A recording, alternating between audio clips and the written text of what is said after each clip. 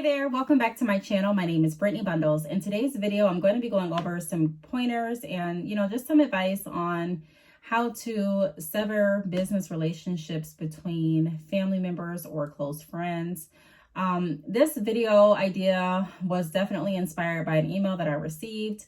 I've made videos in the past about how I feel about working in a partnership versus working by myself. As far as, business and business adventures. And, I have a lot of videos in my playlist. I say this a lot of times, so be sure to check out the videos in my playlist. I have multiple playlists with tons and tons of videos accessible to you. So take a look, take a look at some of the videos, watch them, share them with your friends. There's some good information in them. So if you are interested in this video, be sure to give it a big thumbs up. Please make sure that you are subscribed, and let's get right into the video. So the first thing that I want to start off by saying is, everyone's viewpoint, of course, is going to be different. Everyone has a different relationship with whoever they decide to go in business with.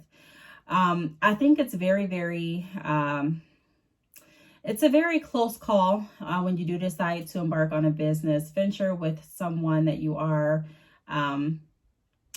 close to, whether it be your family member or friend, just because it takes a lot of compromise, and when you are starting your business, you may not know really which way you want things to start. For example, you may want to start selling online. Your business partner may actually want to start in a brick and mortar location. You may want to have a payment option available for your customers. Your partner may say, no, I don't feel comfortable with that. You may want to take a business loan out. Your partner may not want to. So there's just different things that you'll have to obviously come into agreement with in order to move forward.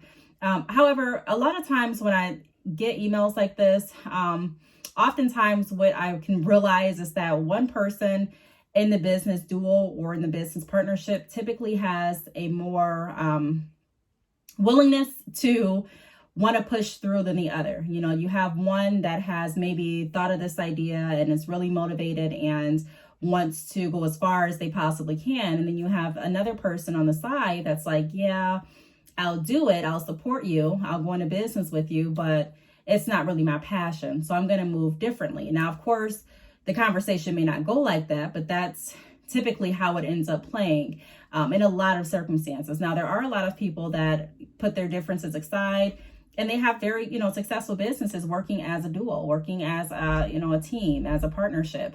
But that's not the same for everyone. So if you are at the point and you've created a business, you have a business partner, and you can just tell they're not in it. You can tell that you're doing the majority of the work. You can tell that you're putting the most money into the business idea.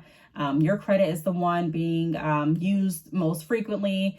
You're the one that's having to work with your customers constantly, and you're the one that's pretty much driving the business forward, And sometimes it can leave a bad taste in your mouth, and you may think that it's the business causing that bad taste, but it may just be the circumstance of your business. When I first started business, I had to learn kind of the hard way that not everyone has the same vision. And I knew that not everyone had my same vision, but it's hard to understand why someone won't love your business as much as you do. I know it sounds easy and it sounds clear, but once you're actually in it, it may come as a shock to a lot of people. Like, wow, like I really thought that this person was into it as much as I was. For example, a lot of times people refer to your business as, your baby. So you go on Facebook and you'll go into stores and, of course, when we were taking our children out, or when we're taking pictures of our children and putting them on social media, they're the most beautiful people that we've ever seen. Right. And so we just we look at our children and we're like, oh, they can do no wrong, And so when someone else comes with another perspective that's not like our perspective, we may be shocked for a moment, like, what? You see this? I don't see that at all. Or you saw this? No, not my baby. So it's kind of the same mentality when you have a business. You may go into it thinking that, wow, everyone's going to be as excited. Everyone's going to be as pumped. Everyone's going to want to, work on this business. And, you get into a group and you all put your money in, and then you just notice that, like I mentioned before, you may be the one putting in the most time and the most money and the most energy and building the relationships with your customers. So if it gets to the point, everyone has their own point that they'll reach their own assumption, their own timing, where, you know, you'll have a conversation with yourself or with others, and you'll be like, hey, you know, this is not going to work the way that it's going now. And, you know, I'm going to go over some tips and, you know, some advice that I have as to breaking off friend relationships in business, or breaking off relationships in business with your friends or with your loved ones. And it doesn't have to mean that you're severing any relationships as far as I'm not going to talk to this person anymore, or this person is going to be kicked out of my life or cut off. But, you know, it comes to a point where you may have to say, hey, I'm going to keep business separate as well. A lot of times when money gets involved in business or when money gets involved in anything, you know, relationships can suffer, you know. I'm not saying that they will all the time, but I'm saying that they can. So my first tip, if you are at the point and you're like, hey, I'm ready to just do this by myself. If I do get a business partner in the future, I'm not going to be related to the business partner. I'm not going to have any friendship background with this partner. It's just going to be strictly business. I would make sure that you look at the legal side of your business, you know, depending on how you go into business, depending on what their role is, you may not be able to just cut ties that easily. You know, you may not be able to say, hey, I don't want you doing this anymore. It was my idea, my business. I'm putting most of the money into it, so you're gone. You may not have that power. So you do want to look into how you structure your business. You do want to look at the legal side, you know, what their rights are versus what your rights are. And you may even have to consult a lawyer to figure out how you can get out of that agreement most seamlessly. So many times, you know, when you start a business, I think a lot of people forget that it's a legal business, you know, so you can't just move as if, you know, you're just operating a hobby. It's a business, especially if you're on paper and if you're legal and if you're doing licensing and if you've, you know, finalized things through the state and, you know, you're paying taxes and things like that. It's a different ball game, you know, than just, oh, I think I may want to start a business. I'm not sure. It's a different ball game, especially when money starts rolling in. It's different. So that would be my first piece of advice. I'm not a lawyer. I'm not going to give you any legal advice. But what I am going to say, just as a friend to friend, is consult a lawyer before you decide to do anything. Make sure that, you know, you actually have grounds to do it. And if you don't, then speak with your lawyer about how you can go around about doing it. You may feel kind of strange doing it because you're like, hey, this is my family or this is my friend. I really don't want to consult a lawyer, but I would recommend doing so. You never know how anyone's going to take it, especially if money's involved. You know, if someone has put money into a business with you or has put some kind of idea into the business with you or has put their time into the business with you, even though it may have been your idea initially, even though you may feel like you're doing most of the work, they may not feel like that. They may feel like, no, I've talked to you about this years ago, or no, this was my idea back when we were kids, you know, on the playground and 5th grade. You don't remember when I said this? So definitely consult a lawyer. Now, the second tip that I have is make sure that the approach is appropriate. A lot of times I find that there's unnecessary arguments and unnecessary spats and disputes because the approach wasn't set up properly. We talk a lot on this channel about making sure that we set up the sale and the offer and our presentation correctly in order to close with the sale. And so it's the same in life in general. You know, if you approach something the right way, 9 times out of 10, it's going to be a better response and a better ending than if you just go into it without any plan. So I would make sure that I'm approaching it correctly. You do preferably want to get the person away from everyone. It doesn't have to be like a group event. It doesn't have to be a social media event. It doesn't have to be even anything nasty. You know, you can do it over dinner, do it in a public place if you feel like it's going to escalate.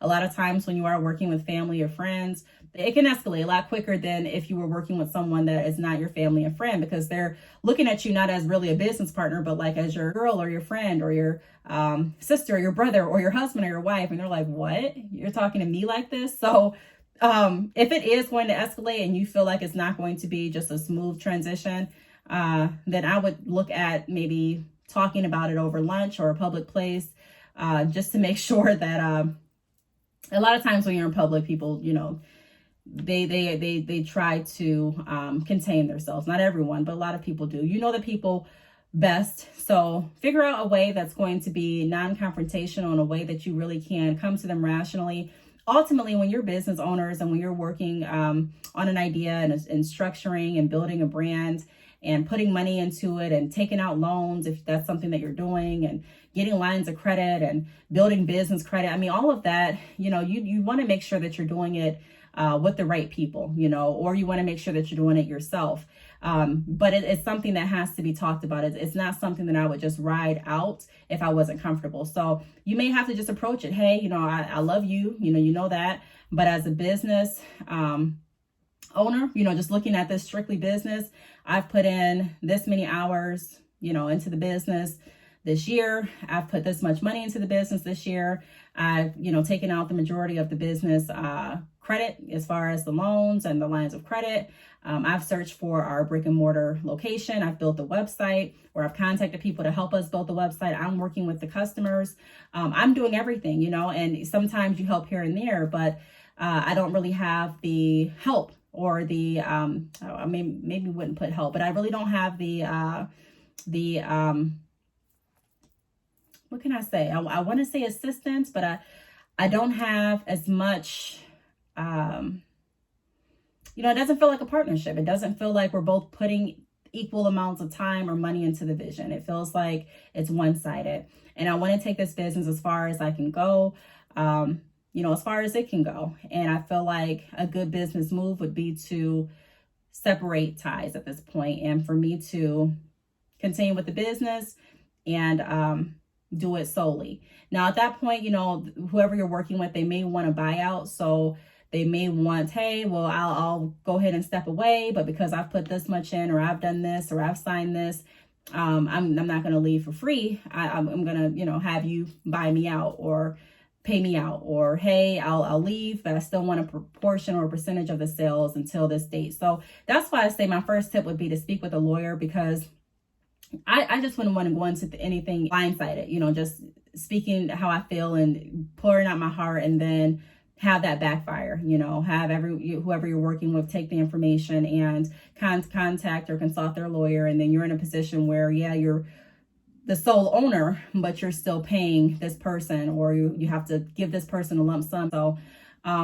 make sure that you do consult a lawyer and make sure that your approach is correct. Really think about it. It's not something that you want to just do sporadically, but it is something that you want to do research on. You want to actually have concrete and factual information and receipts, as people like to call it, as to why you should be the sole owner, or you should continue with the business by yourself versus, the partnership that you both agreed to initially.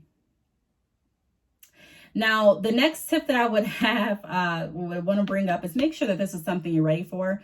A lot of times we can let emotions get in the way of our business decisions. And so, when I was running my salon, I had to realize that, it's sometimes you have to make decisions that may affect friend relationships, but it's going to grow your business and strengthen you as a person at the same time. It sounds confusing and it feels confusing, but there's things that you'll have to do. There's decisions that you have to make.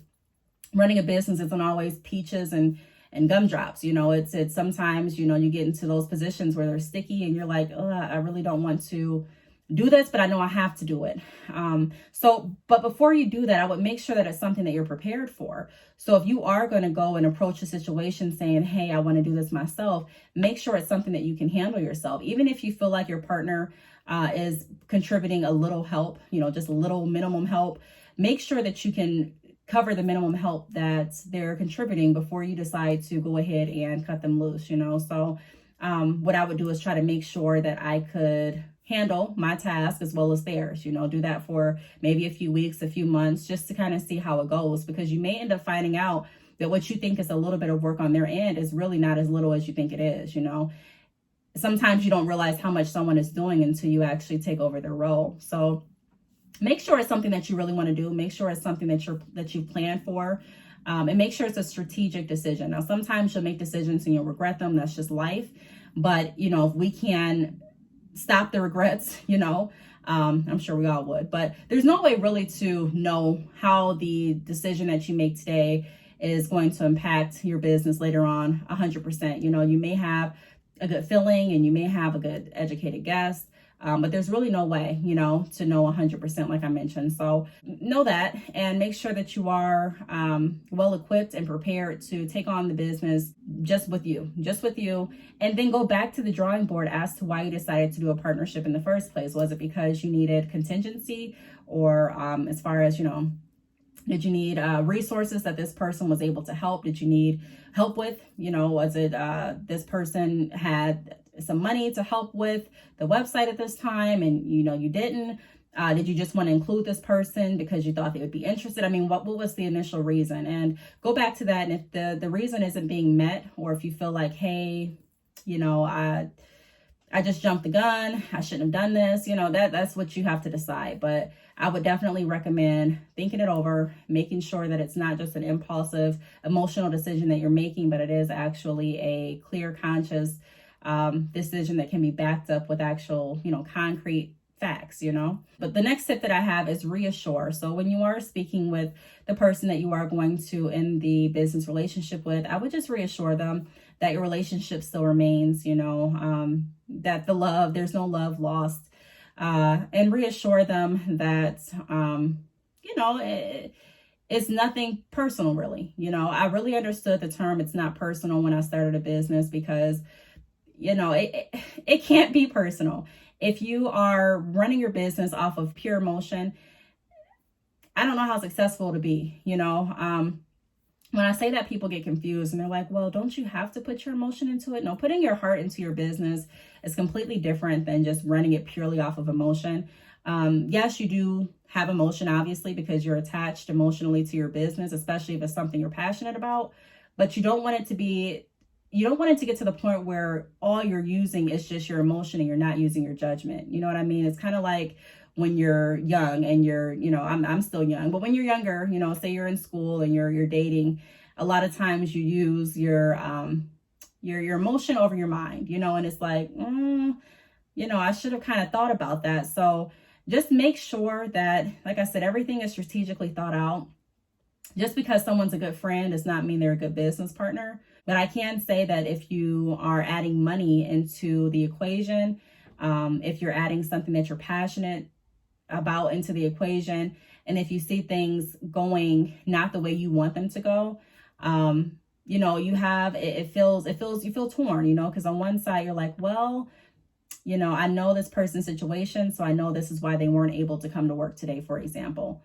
But then another part of you kind of kicks in and you're like, but when they're not at work, I'm not able to open my shop. So 5 days this week, my shop was closed. I didn't make any money, and so it kind of, you start having these kind of thoughts like, I don't, it just, you have to weigh it back and forth. So, like I said, I would definitely reassure the person, whoever you're going to work with, that it's not personal. And I would just kind of break it down, hey, it's not personal, but in order for me to get to this next level, I have to have someone here that's going to be committed. Or in order for me to get to this next level, I have to have someone available that has more time to commit to the business. Or, in order for me to get to this next level, I have to be able to have someone that is going to be available to make these business meetings with me, or whatever the case may be. Your business and your relationship better than anyone else. So reassuring can definitely help set the tone, and also have you both feeling still confident and still feeling like the love isn't lost, but it helps to bring forth a mutual understanding so that you can part ways in the most peaceful way possible. And then the last tip that I have is, leave on a good note. It doesn't have to be anything that's going to be sad. It doesn't have to be a bad, experience or conversation. Really, it's about how you position it, and I talk a lot about how to sell on this channel and how to start at the basics with your business. And, I really believe that the art of selling, the skill of selling rather, is it's universal to a lot of different areas. As far as it doesn't matter if you're selling in person, whether you're selling online. It doesn't matter if you're selling eyelashes versus virgin hair. It doesn't matter if you're selling cars versus shoes. A lot of things that you learn when you are selling can really transition to any sales area that you decide to partake in. But it's really about figuring out how to relate to your customers, or to your clients, or to people in general, It's figuring out how to better your communication skills, and it's figuring out how to leverage the features as well as the benefit and connect them together to show your customer or your client or whoever you're working with why this is going to best work for them. Hey, you should get this because of this, based on what you told me you were looking for. This offers this, and it's going to help you do this, And so kind of the same idea when you are wanting to show someone or explain to someone or converse with someone as to why you don't think you should work together anymore. Like I say, it doesn't have to be anything negative, but part of selling is being able to come at situations with a educated reason, and a reason that's going to be relatable to whoever you're working with as to why you're saying what you're saying. So if you can already have in your mind planned out what you're going to say, why you're going to say it, of course, it may not be easy. But as long as your approach is right, as long as your tone is right, I do believe as long as the setting is right, and you come with reasons as to, hey, this is what I'm thinking, and you can even have it as a, open floor kind of conversation. It doesn't have to be you just talking at anyone, but it can really be a conversation, just seeing how they feel, because you may be surprised, that they may feel the same way. They may not just know how to tell you. Sometimes we get so wrapped up in telling someone that, we don't feel like the relationship or business partnership is going to work, that we are sometimes so blinded by, the signs that they're giving us. Sometimes people don't want to work with you in a business, but they don't know how to say it. They see you're so excited, and they see, you're pouring all this money and time into it, and they're like, wow, like, I don't want to crush her dreams, but this is not really what I want to do anymore. So just be open, have a conversation, and you may find out, you may be very surprised that it goes surprisingly well. So those are my tips. It's not a easy topic. I wish everyone that's going through this success, and I hope that you get through it. But before you start a business, definitely make sure that whoever you are going to start the business with, try to make sure that you're asking questions. Try to make sure that you're figuring out your finances. Make sure that it's more than just, hey, I'm just going to go in business with my friend because it sounds fun.